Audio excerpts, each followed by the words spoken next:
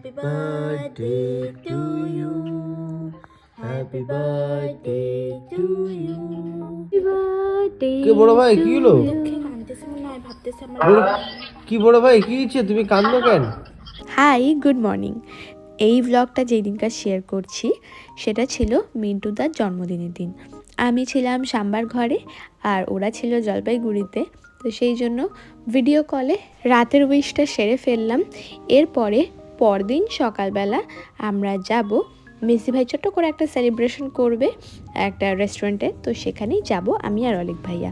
কিন্তু সাম্বা যেতে পারবে না, কারণ সাম্বার আছে আজকে নাইট ডিউটি। গরমকাল আসতেছে, पसीना पोंछने के लिए। কুয়াশা মে কাম আয়েগা। প্রথমে ভেবেছিলাম সকাল সকালই বাড়ির জন্য বেরিয়ে পড়ব, তারপরে মাসি বেরোতেই দিল না, না খেয়ে। তারপরে আবার মেসি ভাই স্কুলে যাবে, মিন্টুদা স্কুলে যাবে, ওরা স্কুল ছেড়ে ফিরতে ফিরতে একবারে বিকেল, মানে বলতে গেলে সন্ধ্যা। তো দেখতে দেখতে সন্ধ্যা হয়ে গেছে। আমরা সন্ধ্যার সময় দুই বোনের টুইনিং করে চলে আসছি রেস্টুরেন্টে। তো বেশি কেউ না, আমাদের ফ্যামিলি ছিল, রিন্টি দি আর দাদা ছিল, ব্যাস এই তো। তো টাকা দেওয়াটা বড় কথা নয়, এখন সোশ্যাল মিডিয়ায় কোনো কিছু করতে ইচ্ছা করে না, পার্সোনাল প্রোগ্রাম তো দেখাইতে ইচ্ছা করে না। তো প্রথমে এসে ফটো সেশন হলো, সবার আলাদা আলাদা করে ফটো তুলে দেওয়া হয়েছে। তারপরেও আমাদের কোনো খাবার দিচ্ছিল না, তো সেই জন্য আমরা শুধু শুধু স্যালাড খেলাম। তো দীর্ঘক্ষণ অপেক্ষার পর ফাইনালি পকোড়া চলে এসেছে, তখন আমরা পকোড়া খাবো। পকোড়া আসছিল, পকোড়া তো তারপর পকোড়া শেষ। তো মেন কোর্স কখন আসবে এটার জন্য আমরা বসে থাকতে পারি না ধৈর্য ধরে। স্যালাড ছিল, স্যালাড শেষ। এখানে একটা শসা ছিল, এটাকে লঙ্কা বাটার মধ্যে ডিপ করে নিয়ে। আচ্ছা, তো এইবার আমাদের মেন কোর্সও চলে এসেছে।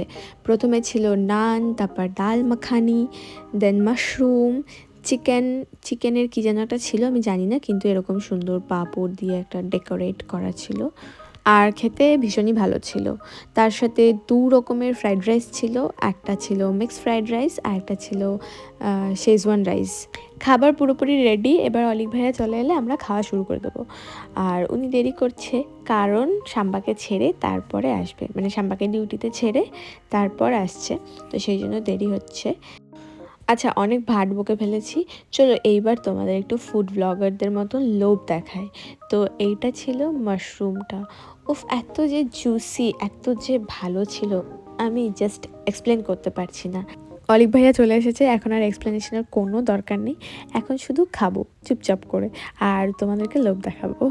তো ফার্স্টে ডাল মাখানি দিয়ে নান খাবো, দেন আমি মাশরুম দিয়ে খাবো। তো ফার্স্টে এরকম করে ডাল মাখানিটা তুলতে হবে, তারপরে ওটার মধ্যে একটু লেবু চিপে নিতে হবে, তার সাথে একটু কাঁচা পেঁয়াজ দিতে হবে, তারপর ওটাকে মুখে ঠুসতে হবে। তাহলেই আমি একেবারে আদর্শ ফুড ব্লগারের মতন খেতে পারবো, যেটা দেখে দর্শকের লোভ হবে। আচ্ছা, দর্শককে তো লোভ দেখিয়ে দিয়েছি, তো এতটুকুই। এরপরে বাকি খাওয়াটা আমরা ক্যামেরা অফ করে খাবো, কারণ ক্যামেরা অন করে খেলে আমরা আর খাওয়ার মজাটা পাবো না।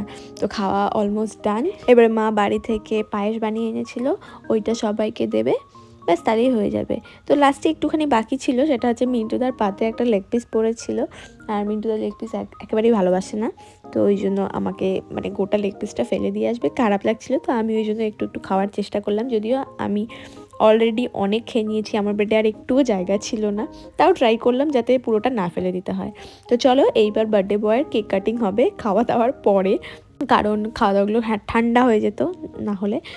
আর কেকটা একটুখানি লেটকে গেছে, ওটাকে ইগনোর করো। চলো এবার কেক কাটিং করি। Happy birthday, happy birthday, happy birthday to you. May God bless you.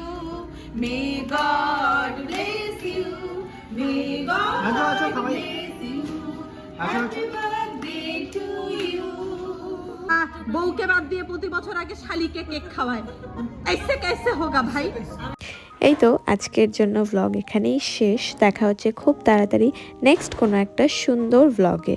আর আমার ভিডিও যদি ভালো লেগে থাকে তাহলে অবশ্যই একটা লাইক করবে, আর যদি চ্যানেলে নতুন হয়ে থাকো তাহলে চ্যানেলটাকে সাবস্ক্রাইব করতে একদমই ভুলবে না। বাইরে প্রচুর শীত পড়ে গেছে, আমরা টুকটুক করে এবার বাড়ির দিকে এগোই। শেষ।